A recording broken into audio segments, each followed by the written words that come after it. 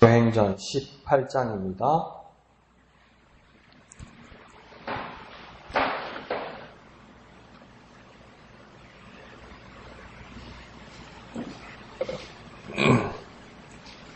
사도행전 18장 1절에서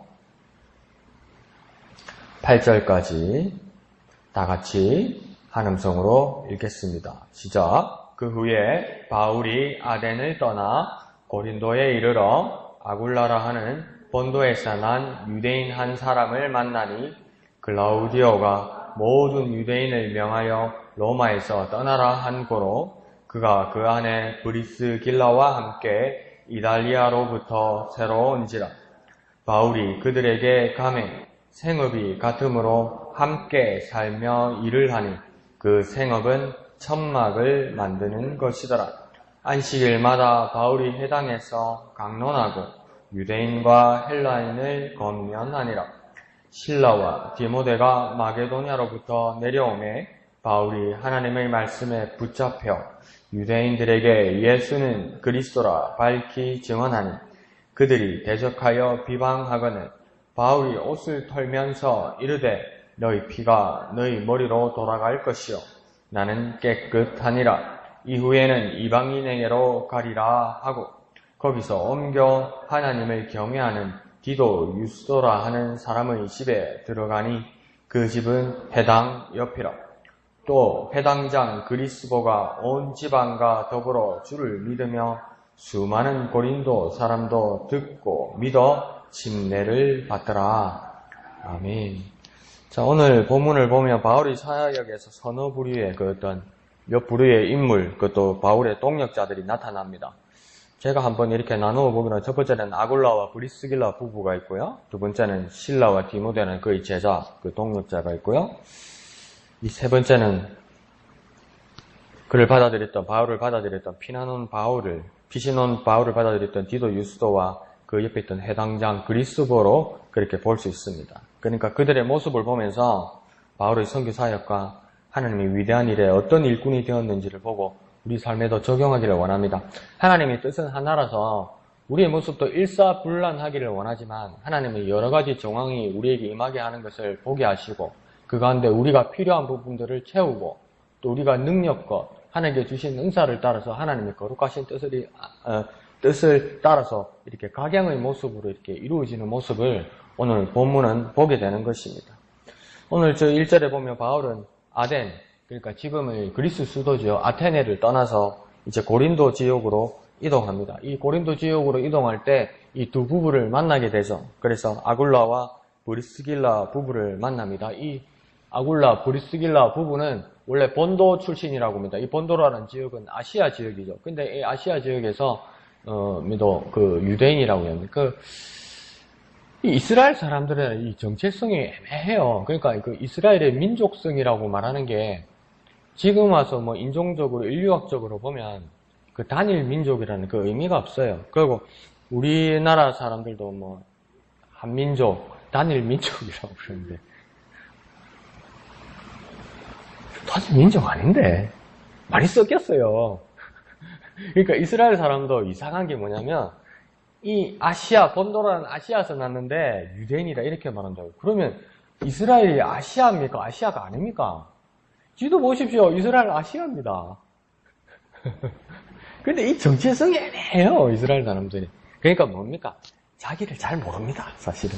근데 하여튼 이상하게 무슨 말을 하냐면 이 브리스길라 아길라 부부가 본도 아시아 지역에서 태어났지만 유대인이라 말합니다. 이게 왜 이렇게 말하냐면 본토에서 살지 못했다는 겁니다. 이스라엘에서. 그래서 이 사람들 대부분 또 뭐라 합니까? 디아스포라, 떠나 있는 사람들이라고 이야기하죠.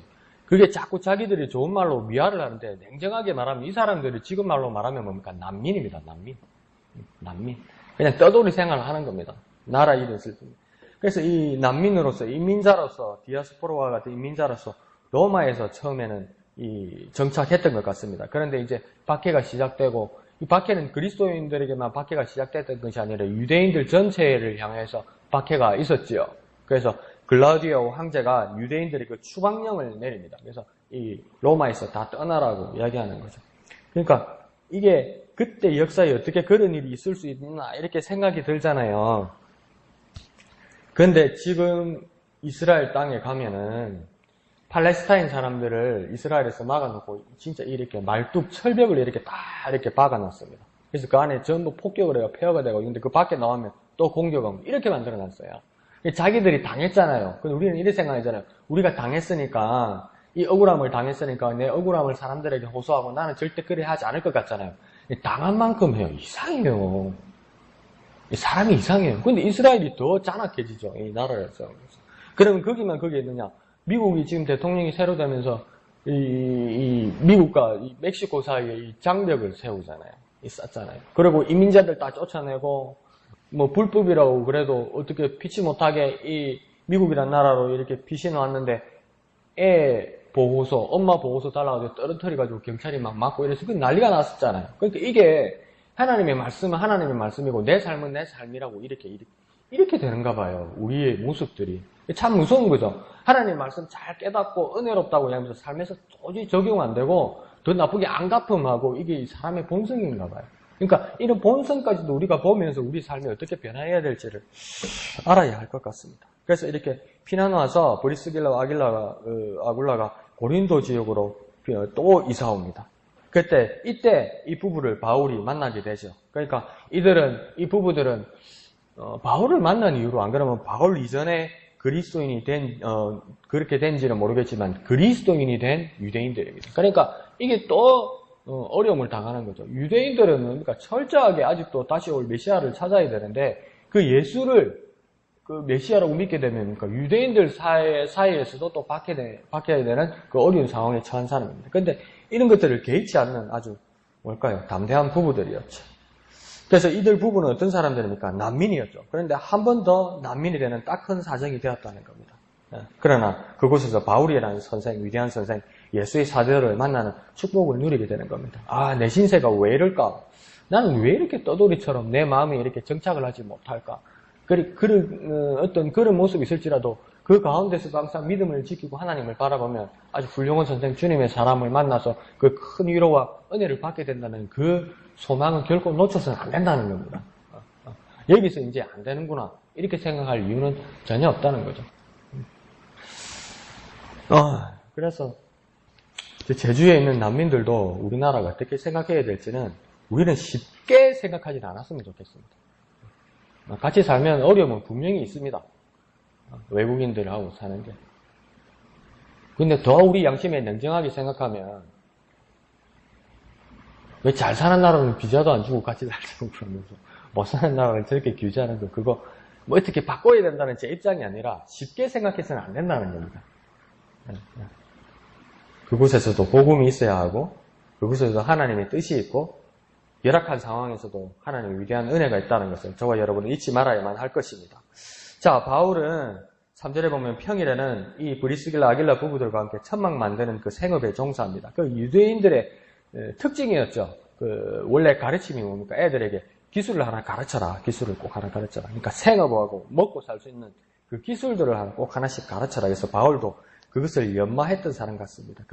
이게 언제부터 시작된지는 모르겠지만 삶의 지혜이기도 하지만 하도 이렇게 나라가 뺏기고 쫓기던 삶에 있다 보니까 이렇게 살아야 한다는 것을 배웠던 것이죠. 그래서 지금 상황하고는 또 다릅니다. 그래서 그 당시에는 뭐라고 했냐면 이스라엘 유대인들은 부동산은 그게 재산 가치가 없다고 말합니다. 그리고 그 대신 화폐 왜 그러냐면 쫓겨다니니까 떠돌아다니니까 땅 사나보자 집 사나보자 그러니까 그때 상황에 맞춰서 하는 이야기입니다. 꼭 진리는 아니고요. 그래서 바울도 어떤 그런 기술을 가지고 있었던 것이죠. 그러면서도 그 바울은 그 생존을 위한 생업에만 매몰되지 않고 자신의 사명을 결코 잊어버리지 않았습니다. 아이고 먹고 살기 바쁜데 하나님도 위하시겠지 그렇게 생각하지 않을 거예요. 생업은 생업이고 사명은 사명이라서 이 생업과 사명에 대해서 최선을 다했다는 겁니다. 그러니까 전에도 말씀드렸잖아요. 전에 전임하던 교회에서 살기가 힘들죠. 그러니까 큐티 같은 거 나누면 자, 이 말씀을 가지고 일주일 동안 어떤 은혜를 받았으니까 권사님들이 눈을 딱 바라서 또 목사님 저는 먹고 살기가 바빠서요. 묵상할 시간이 없었어요. 그럼 한 주는 이해해드렸어요. 근데 계속 반복되는 거예요. 그래서 아주 갈수록 뻔뻔해지는 거죠. 아니, 생업 중요하죠. 생존 중요하죠. 그러니까 생존과 더불어 무엇입니까? 사명을 잊어서는 안 된다는 것이에요. 뭐 한편은 이해합니다. 바울이니까 이렇게 하지. 이렇게 하다가 이 여름에 타 죽고. 자, 안식일마다 해당해서 강론합니다. 네, 정말 엄청난 열정이죠. 안식일마다 갔다는 것. 그래서 그곳을 환영하는 사람도 있었지만 또 그곳에서는 더 반대하고 더 학대하고 이해하지 못하는 사람들도 참 많았다고 말하고 있습니다. 그래서 이 말씀을 전하는 대상이 오늘 본문을 보면 4절을 보면 유대인만이 아니라 이방인 헬라인에게도 이제 권면하게 됩니다. 그러니까 바로 이 선교 대상과 영역이 점점 확대되어져 가고 하나님의 근본 목적인 열방의 복음화가 시작되는 거죠. 반대하면 우리는 뭡니까? 어떤 하나님의 위대한 일을 위해서 어떤 계획을 위해서 프로젝트를 위해서 일을 하다가 반대하거나 누가 빠지거나 누가 포기하거나 하면 이건 안 되는 것보다 포기할 일이지만 바울은 어떻게 생각하냐면 이 사람들이 안 받으면 또 누가 받을 사람이 있다고 믿는 거예요. 왜요? 하나님의 말씀은 살아계시고 하나님의 말씀은 사라지는 게 아니니까.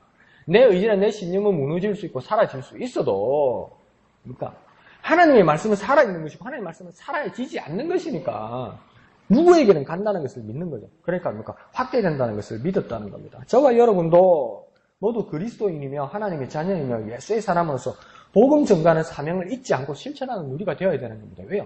그게 죽지 않으니까요. 그게 사라지지 않으니까요. 그게 능력이니까요. 그게 생명이니까요. 살아서 움직이고 역사한다는 것을 믿어야만 한다는 것이 그것이 무엇입니까? 그것을 믿고 일하는 것이 우리의 사명입니다.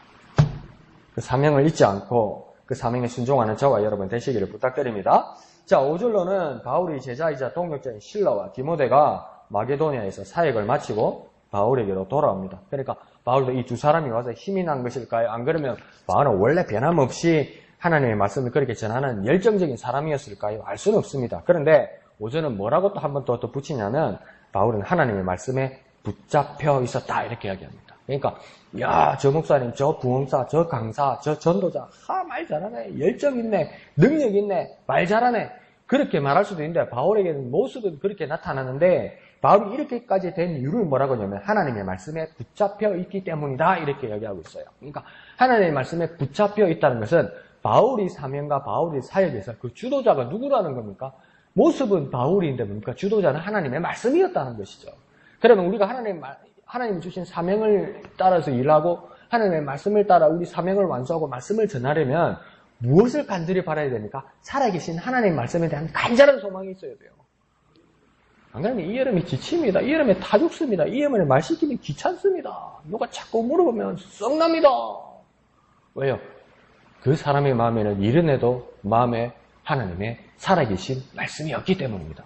붙잡혀 있지 않기 때문이죠. 그런데 바울은 그렇게 붙잡혀 있었다고 이야기합니다. 그러면서 담대하게 바울은 뭐라고 전했다고 이야기하냐면 유대인들에게 예수는 그리스도라 밝히 증언했다 이렇게 이야기합니다. 그래서 이 사도행전에서요 여러 번 이렇게 드러나는데 뭡니까? 예수는 그리스도 이렇게 풀어서 말을 합니다. 이게 제가 발견한 것만 해도 4번인데 4번 이상이겠죠. 그러니까 예수 그리스도라 말하기 전에 뭐라고 하냐면 예수는 그리스도라고 이야기합니다. 우리는 쉽게 예수 그리스도 이렇게 이야기하지만 그러니까 그 예수 나사렛에서 자라서 예루살렘에서 죽었던 그는 다시 살아나고 그는 그리스도다 이렇게 말하는 건요. 엄청난 선언이고 엄청난 선포였습니다. 엄청난 반발과 엄청난 충격과 누구에는 엄청난 소망과 누구에는 엄청난 은혜에 대한 엄청난 선포였다는 겁니다. 그것을 바울이 이야기했다는 것입니다. 선언했다는 것입니다. 그래서 우리의 믿음 가운데서도 그 예수는 그리스도다. 그 예수는 구원자다. 그 예수는 우리의 메시아다라는 그 믿음이 자라나고 그것을 선언하는 저와 여러분 되시기를 부탁드립니다. 참으로 말씀 안에 있고 말씀으로 충만하고 말씀으로 인도함 받는 사람은 가만히 있지 못합니다. 증언합니다. 말합니다. 무엇을 말합니까? 나사렛에서 사람으로 자랐던 그 예수는 하나님이 보내시고 우리가 그렇게 기다리던 메시아 무언자 그리스도다. 그렇게 말씀을 전하는 저와 여러분 되시기를 부탁드립니다. 자, 그러면서 6절을 보면 사실 진실을 말하지만 사실 진실을 말하면 은혜가 되고 뭘까요? 막 환영을 받고 이렇게 돼야 되는데 보면 대적과 비방을 당했다고 이야기하고 있습니다. 그러니까 바울의 선교 노선이 지치거나 중단되거나 그렇게 되지 않습니다. 우리가 볼 때는 이렇게 되면 뭐 잠시 멈추거나 빛이 나거나 뭐 이렇게 돼야 되는데 뭡니까? 멈추지 않습니다.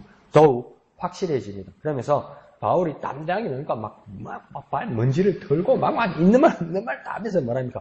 유대인이 아니라면 나는 이방인에게로 가겠다. 이렇게. 여기에서 안 돼서 저기 가는 것 같잖아요. 여기에서 가기를 시작했는데 안 돼서 문 닫고 부도 처리하고 여기 가는 것 같잖아요. 근데 바울은 뭐냐면 여기 안 되면 저기로 가겠다는 거예요. 우리 동포들, 유대인들이 하나님 말씀을 먼저 받은 너희들이 받아들이지 않으면 저기 하나님 아직 모르면 저기대로 가겠다는 거예요. 이거 뭐 잘 안 된 거잖아요. 폐업 이전 같잖아요. 그런데 이게 뭡니까? 열방의 복음화가 시작되는 일이었다는 거예요. 그러니까 하나님의 일은 모릅니다. 하나님의 계획은 모릅니다. 그러니까 우리의 모습에 뭐가 필요한 겁니까? 믿고 순종하는 게 좀 필요하다. 있어보세요. 날로도 못했죠. 찬바람 불면요. 있어보세요. 내가 이해를 해요. 뭘 하지? 평생 그 자리에 있을걸? 어떻게 하나님을 이해해서 뭘 하겠습니까? 이해가 갑니까? 이해가 가면 그 사람을 내가 좀 따라가서 배웠으면 좋겠네. 뭐가 필요한 겁니까? 믿고 순종하는 게 중요해요. 그러면 놀라운 일들이 일어나는 것이지. 여기서 막히면 전 세계로 간다 이 말입니다. 그래서 감리교를 창시했던 존 웨슬리 같은 경우도 존 웨슬리가 처음에는 영국 그 성공의 국교회 출신이죠. 그래서 이 천주교처럼 이렇게 할당된 지역들이 있습니다. 교구들. 그래서 그 교구를 넘어가면 안 됩니다. 교인들도 사실은 교구를 그러니까 여자동에는 천주교인들이 경화성당에 가서 하면 안 됩니다. 원래는. 근데 요즘 하도 엉망진창이 됐지. 이렇게 딱딱 나눠져 있어요. 성공회도 그렇게 나눠져 있어요. 그러면 그 교구의 사제들, 목사들도 딴 지역을 넘어가면 안 됩니다. 우리 뭐 폭력배 어디 나우바리 지키는 것도 아니고 뭐 그렇게 돼 있습니다. 막 이랬는데 막 이 요한 웨슬리가 막 하나님 은혜를 받아서 말씀을 막 영국 전체에 전하니까 이제 교구 주교가 이제 연락이 온 거죠. 법을 지켜라. 이 교구를 떠나지 말라. 왜 불법하느냐? 그러니까 요한 웨슬리가 말합니까? 전 세계가 나의 교구다. 그러니 위에 어른 입장에서 얼마나 당돌하고 얼마나 가짜라겠습니까? 근데 그게 뭡니까? 전 세계에 복음을 전하는 감리교회의 창시자가 되었죠. 이와 마찬가지로 그 막히는 일에 대해서 바울은 뭘 합니까? 너희가 안 받으면 나는 이제 전 세계로 간다는 겁니다. 얼마나 황당한 이야기입니까? 지네 집안도 건사 못하는 게 세계로 간다고? 그 동네에도 못하는 게 전 세계로 간다고? 근데 택디다. 바울에게는 그런 일이 있었다는 것이죠. 정말 놀라운 발상이죠. 정말 참으로 영적인 비전입니다. 여러분, 여기서 안 된다고 멈출 것이 아니라 하나님의 더 큰 비전을 바라면서 계속 주의 말씀을 전하는 사명을 참으로 순종하는 저와 여러분 되시기를 부탁드립니다. 자, 그래서 이렇게 막 쫓겨나듯이 밀려나듯이 막 겉으로 보기로는 내가 나왔다는 듯이 쫓겨난 건지 내가 나온 건지 모르겠지만 뭡니까? 실제로 바울은 비방하는 자리에서 옮겨서 디도 유스도라는 사람의 집으로 가게 됩니다. 근데 그 디도 유스도가 어떤 사람이라고 이야기합니까? 하나님을 경외하는 사람이다. 그래서 바울을 맞아들이는 것을 두려워하지 않았나 봅니다. 참 감사한 일이죠. 참 담대한 일이기도 하고 귀하기도 하고 참 소중한 사람입니다. 이걸 받아들인다는 것은 얼마나 어렵습니까? 우리나라도 그렇게 오목한 70년, 80년대에 시국사국으로 몰려있는 사람들이 도망갈 곳이 두 곳밖에 없었어요. 세 곳이네. 서울에는 명동성당, 조계사, 그 다음 뭡니까? 서울의 향림교회 이런 데서 받아들여졌죠. 그래서 목사님이나 신부님이 받아주셔서 신부님이 대신 감옥값을 냈죠. 고문받고.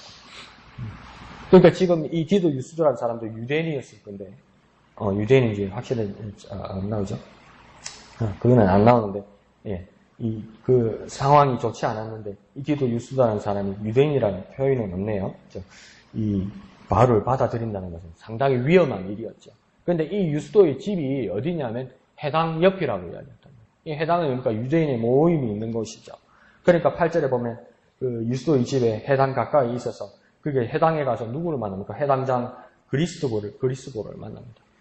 근데 뭡니까? 이 해당을 책임지는 사람, 해당장 그리스보가 뭡니까? 예수님을 믿게 되죠. 결신하게 되죠. 여기서 믿지 않으면 저기 믿을 사람이 있습니다. 여기 복음 받아들이자면 저기에 받아들일 사람이 있습니다. 이 이웃집에서 예수 안 믿으면 옆집에 복음 받아들일 사람이 있는 겁니다. 바울에게도 그런 일이 있었죠. 근데 이게 작은 일이 아니라 이 그리스보를 기하러 많은 고린도 사람들이 믿고 침례를 받게 되었다. 이렇게 이야기합니다. 야, 내가 이런 모욕을 당하고 이런 박해를 당하고 주의 말씀 전하고 주의 일을 하는데 내가 이런 일을 당할 일은 아니다. 나 속상하다. 속상하죠. 그렇다고 이거 다 손을 놔버릴 일은 아니더라는 거예요. 여전히 하나님의 사명을 통해서 일을 할 때 하나님께 더 큰 계획을 가지고 계시고 더 많은 사람들을 주님께로 오게 하겠다는 것입니다. 엘리야 뭐라고 이야기합니까? 엘리야는 정말 꼬정꼬정합니다. 뭐랍니까? 내가 하나님을 믿는 마음이 특심한데 내 주위에 아무도 없다고 하는데, 야, 자기 보고 특심하다고 이야기합니다. 그러니까 나밖에 없다고 이야기합니다.